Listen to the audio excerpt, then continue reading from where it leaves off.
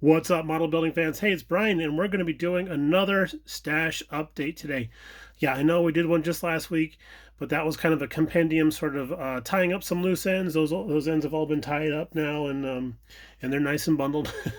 But first of all, we want to just quickly say that hey, if you're new to our channel or you just started following us, something like that, and you would like a shop card from us, this guy right here. We have a few more other than just this one. But if you like a shop card, we're going to have our email address down below or along the screen down here someplace. And send us a note. We'll send this off to you.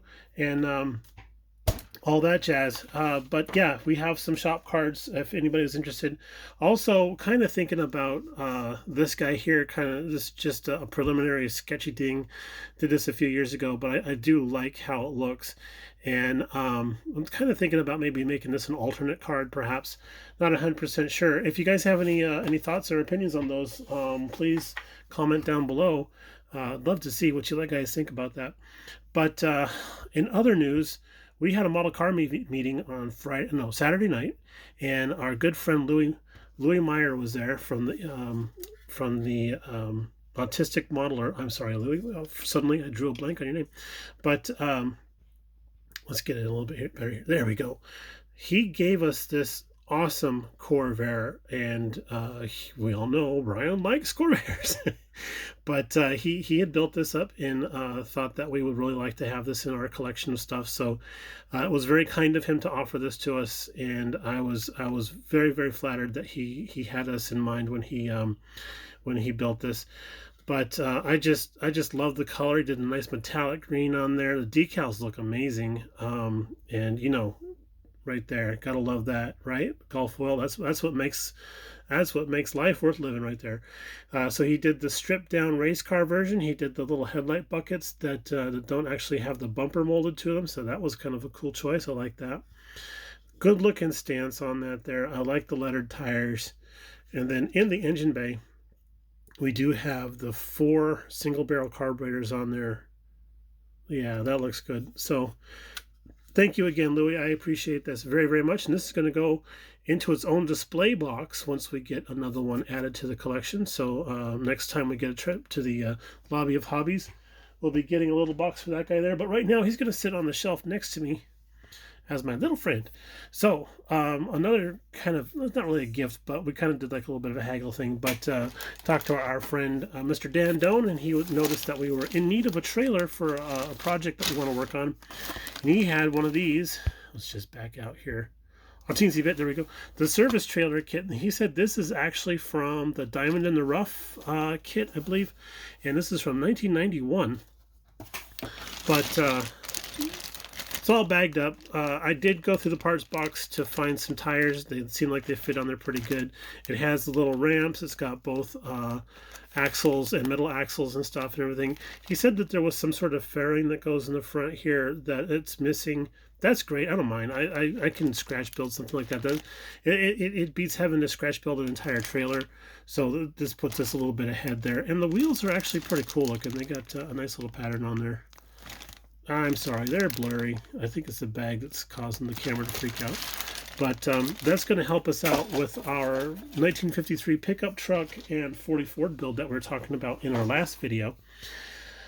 Okay, so reason why we're doing a stash video is because we had a very, as Mr. Haney would say, a very 4202 this weekend. Our friend Bernie was having another sale at his place. So we ventured over to see what he had on hand, and as luck would have it, he had quite a bit of small scale kits, as a matter of fact. So there we go. Oh, I did that wrong. Whoops. There we go. Look at me, not knowing how to work my own camera.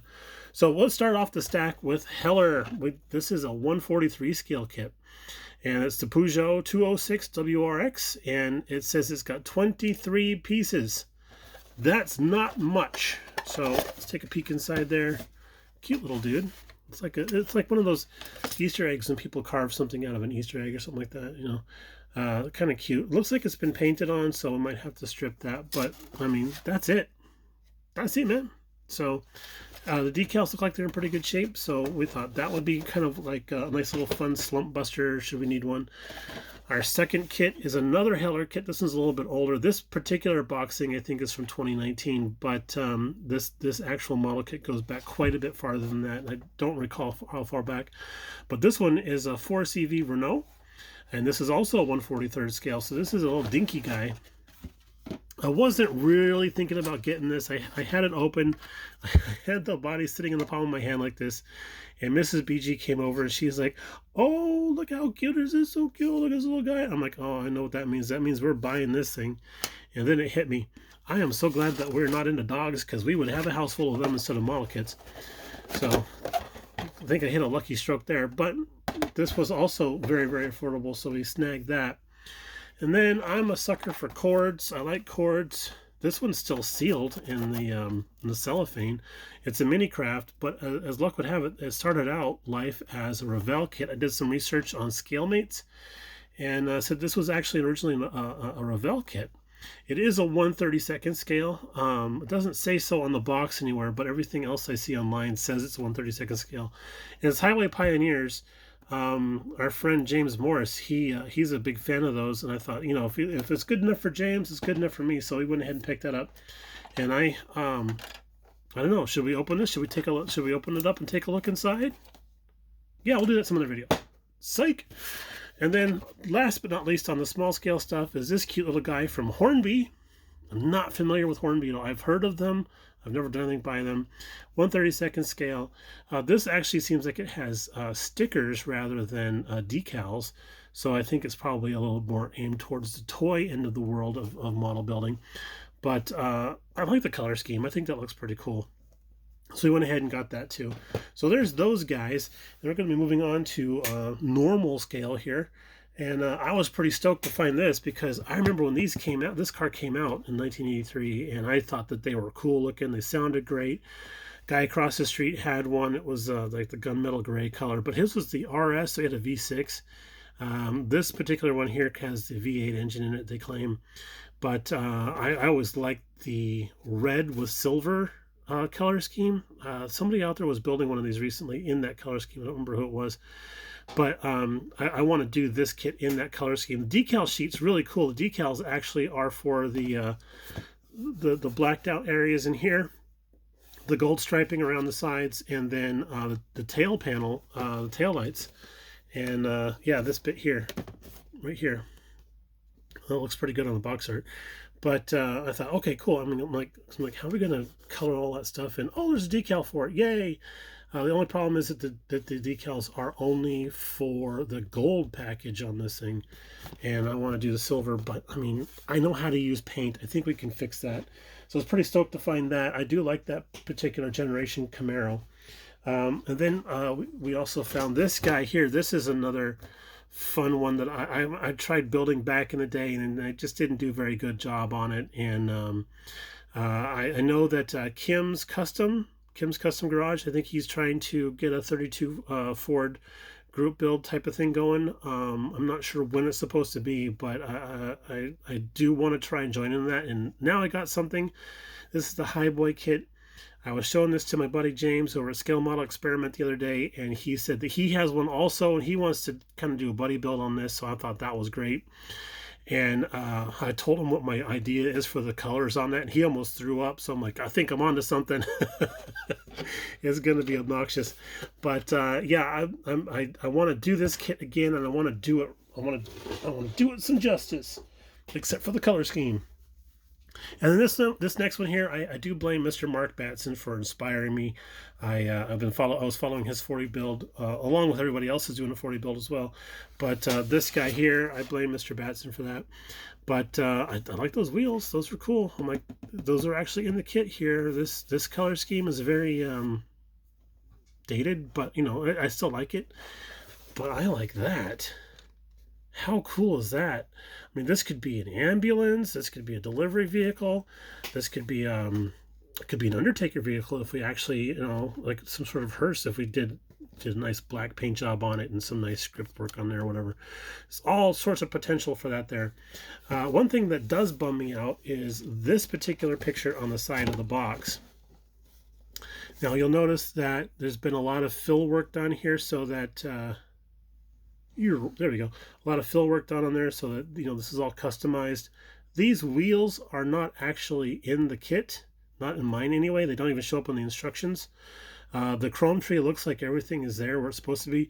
The wheel and tires are actually staggered, so I'm like, this isn't an honest representation of what's available in the box, guys. But you know, hey, it is what it is. But I do like those wheels, and I really like those wheels. So I think we're still good. I'm on a 44 kick right now, guys. And then last but not least, actually no, this is last and it's least.